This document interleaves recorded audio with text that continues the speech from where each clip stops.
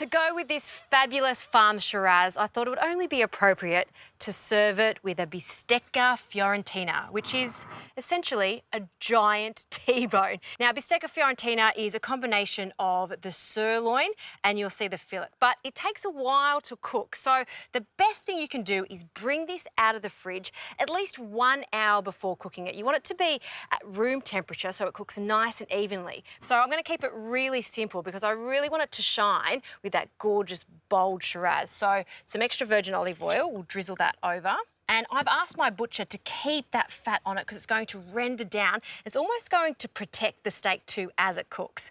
Also, a really good pinch of salt. Don't be stingy on the salt because it's going to form a beautiful crust and it's going to season all the meat. So we'll turn it over and a little more oil and a good pinch of salt.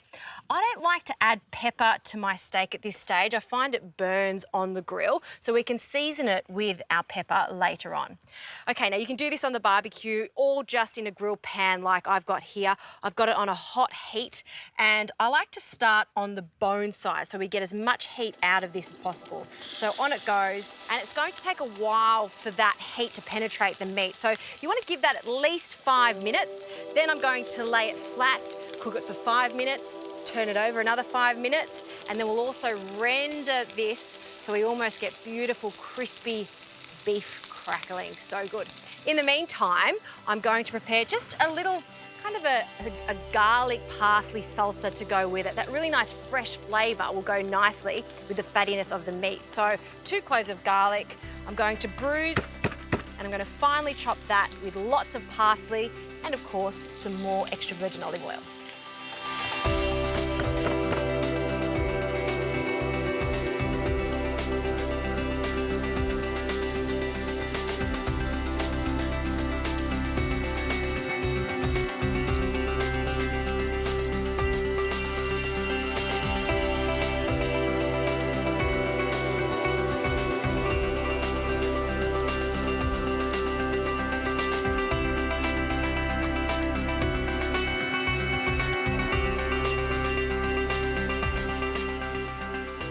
This gorgeous piece of steak has been cooking for about 25 minutes. Now, if you're going to cook it for 25 minutes, it needs to rest for half the amount of time because you want the juices to relax. Now, every barbecue, every grill pan is different. So depending on the steak and your heat element, you may need a little more time or a little less time. It also depends on how you like your steak. So I like mine to be medium rare to rare because it's such a glorious piece of meat. So let's have a look at this. I'm cutting down the bone and then down again. So we've got that 90-degree angle there. And have a look at that. All the juices have stayed in the meat, so it's going to be super juicy when we serve it. So I'm just going to now cut this just on an angle and nice thin pieces, not too thick, not too thin. And this is going to serve 4 people, as I mentioned. Now, I still haven't added some pepper yet, and I'll do that just at the very last minute. So let's pop that onto our presentation plate. You can fan it out just slightly, just to show off how perfectly cooked that is. And the other side, which is the fillet side, this is super tender.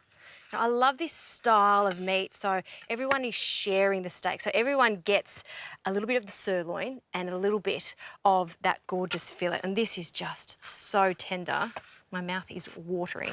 So again, we're just going to slice that. It's just like cutting through butter. And before I pop it on the plate, this is my favourite part, the bone right at the end. We do want to show that off too, so that can go onto our plate. And this fillet section, again, just fanning it out. And some freshly cracked pepper now. And this beautiful oil. I mean, you could just put simple extra virgin olive oil, but the freshness of that parsley and garlic that's been finely chopped, it just works so nicely. It's also that little pop of colour that you need.